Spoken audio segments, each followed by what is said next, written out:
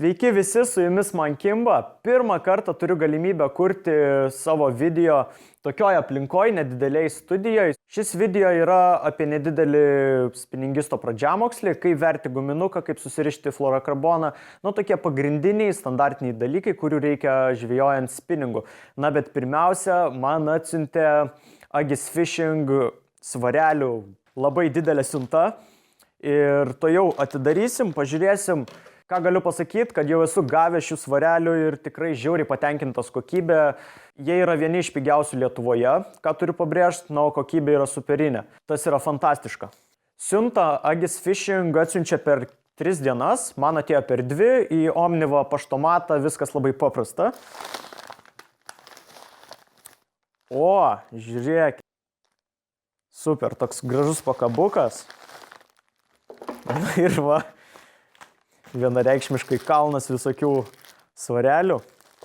Užsakant iš šio gamintojo svarelius, tai jau nėra tikimybės gauti kažkokių brokų ar panašiai, nes viskas daroma rankomis, jokio konvejerio. Va, dropshotiniai svareliai, galvakabliai. Įpakavimas irgi labai geras, yra užklijuota gramatūra. Viskas savo vietose, ir kaip turi būti. Turiu pabrėžti, kad tai dar ne viskas. Agis Fishing daro svarelius ir dugniniai žvejybai. Tai įvairios šėryklos, karpiniai svareliai, ir taip toliau. Beje, šitas gamintojas yra lietuvis, tai dar palengvina susisiekimą ir bendravimą su juo. Taip, ką aš gavau? Vadinamos tokios čiburaškos spinningui, kalnas galvakablių ir dropshotiniai svareliai. Pradedam nuo jų, aš manau.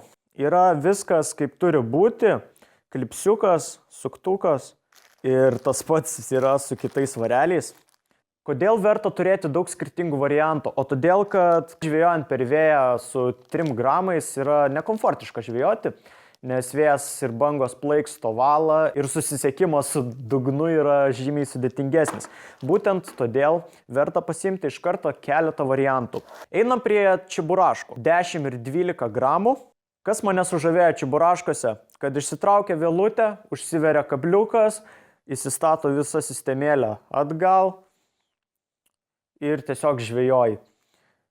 Tas yra labai gerai, nes yra pasirinkimas, ko nėra ant galvakablių.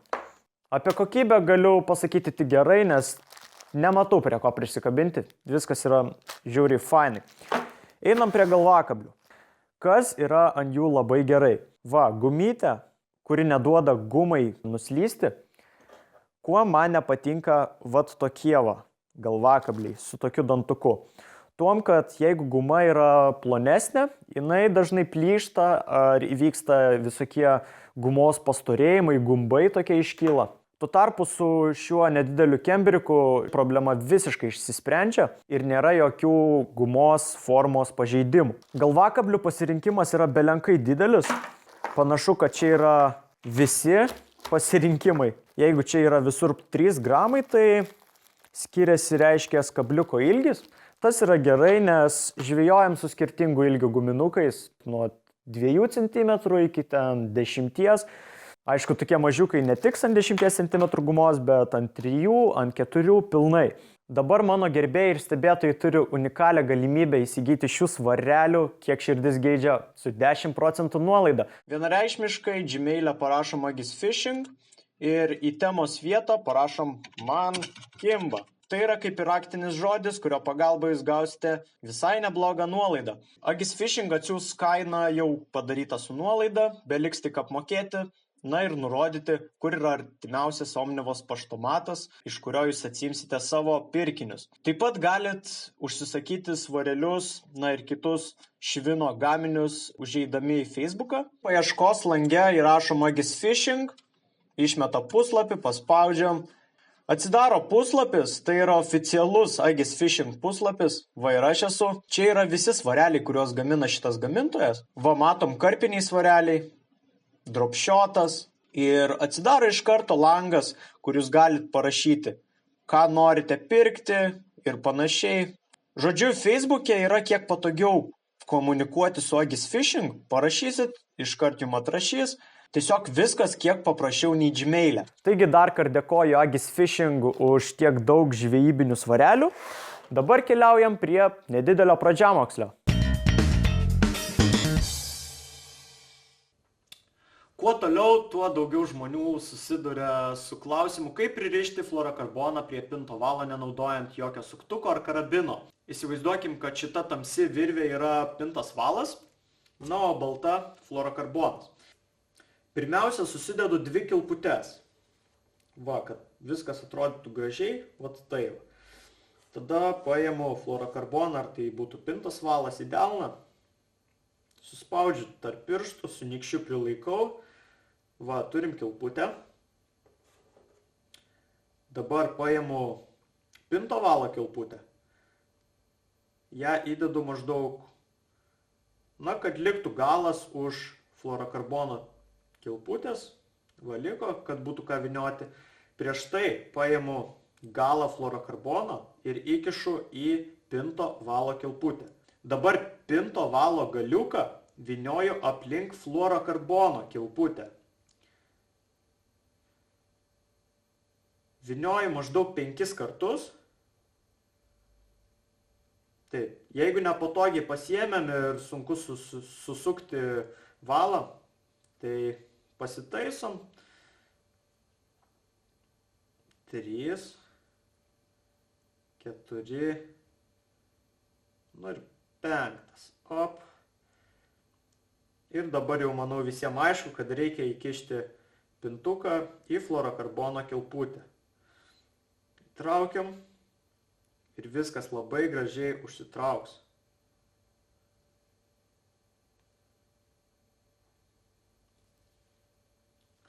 Patraukiam ir už šitų galų.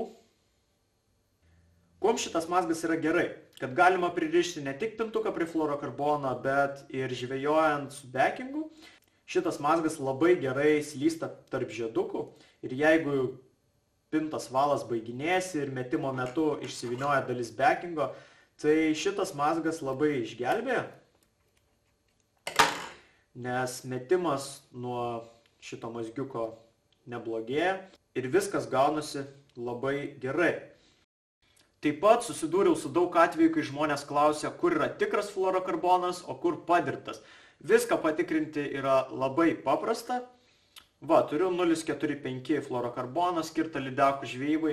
Atsikirpsiu iškart 20-30 cm, tam, kad vėliau dar pavadėlį susukčiau. Reikės žiebtuvėlio arba degtukų. Fluorokarbonas pasižymi tuom, kad jis nedega. Ta mes ir patikrinsim, nes paprastas monofilinis valas tik spėk uždegti, jisai užsidega iš karto, na, su fluorokarbonu jau tokių dalykų nėra. Taip, paimam, na ir deginam. Jisai dega tol, kol mes kišame prie jo liepsną. Atrodo viskas dega, viskas tvarkoj, bet užgęsta jisai tik atitraukus degtuką. Ir ant galiuko lieka anglies gabaliukas. Ką tai reiškia? Va, pirštai išsitepia anglimi. Reiškia, šitas fluorokarbonas yra tikras ir jį naudoti lydekų žvejybai galima drąsiai. Taip pat galima naudoti ir storą monofilinį valą, yra specialiai skirtas pavadėliams, būtent lydekų pavadėliams gaminti monofilinis valas pakietintas, kad jo nesubraižytų lydeka. Jį naudoti taip pat galima. Dabar parodysiu, kaip užverti guminuką ant tam tikrų kabliukų, tai yra offsetinis, galvakablis, na ir dvišakis kabliukas, tai yra dažniausiai naudojami kabliukai mūsų spiningistų žvejybose. Ir daug, ką tik pradėjusių spiningauti žmonių, susiduria su klausimu, kaip užverti tą offsetinį kabliuką, kad viskas gautųsi tvarkingai. Vėlgi, reikia atitaikyti kabliuko ir guminuko dydį. Čia yra 10 cm guminukas ir offsetinis kablys 4/0. Ta įsiminkite, nes 4 numerio offsetiniai kabliukai yra mažiukai. Viskas turi atrodyti logiškai. Tai reiškia, kad kabliuko geluonis prigludęs prie guminuko, na, o žiedukas yra prie guminuko galvos. Kaip užverti? Tai paimam guminuką taip, kaip jis turėtų atrodyti vandenyje, tai reiškia uodegytę į apačią, praveriam maždaug 0,5 milimetro ir padarome kaip kampą. Prastumiam kabliuką iki pat žieduko ir va, jisai tiesiog įsėdo į vidų. Viskas kaip turi būti. Dabar atsimatuojam. Va, geluonis turi eiti kad tiesiog laisvai gulėtų ant guminuko paviršiaus. Ir žiūrim, per kur eina viela, per ten ir turim verti.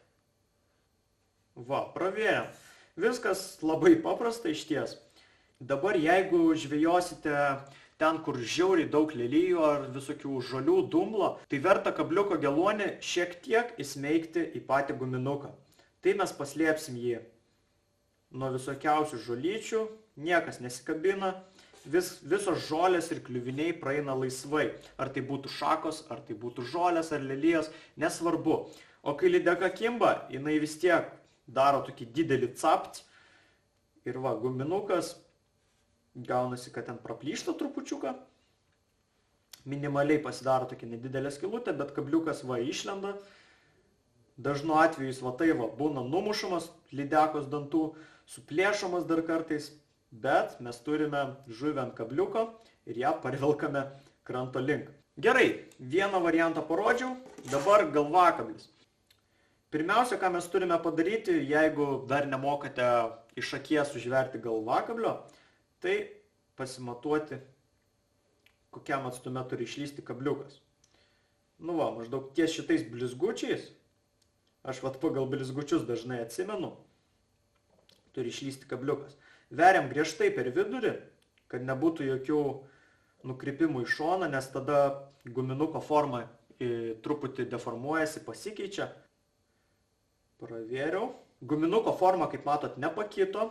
Ir paskutinis būdas, kaip užverti dvišakį ant guminuko. Vėlgi, reikia atitaikyti guminuko dydį pagal kabliuką. Visų pirma, pamatuojam, kurioje vietoje turės išlysti mūsų dvišakis. Šitoj.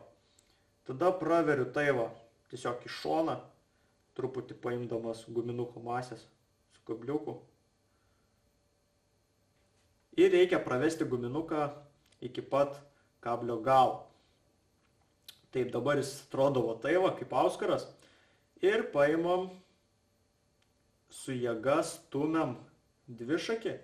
Pradžiai jis nenorės stumtis, bet vėliau jis lengvai plėš gumą viduje. Irgi reikia stengtis viską padaryti per vieną kartą. Hop, pravėrė. Viskas. Pataisom kažkiek. Ir va, mūsų lerva tokia relaksinė, papuošta dvišakiu. Taip, dar pamiršau paminėti, kad žvejojant su ofsetiniu kabliuku bus tikrai daug tuščių smūgių, daug kibimų, nes žuvis dažnai paima guminuką va taip šonu. Na ir jūs, kai kertat, guminukas praslysta kaip pro žolės ar bet kokį kliuvinį, na ir užkirsti sunkiau. Pirmą video šioj studijoje baigiu, nuorodą į Agis Fishing puslapį Facebook'e numesiu apačioj. Nepamiršk užsukti ir užsisakyti tai, kas tau yra svarbiausia žvejyboje. Jeigu patiko, spausk laikus, komentuok, jeigu yra klausimų, prenumeruok. Na ir kaip vis atsakau, iki greito!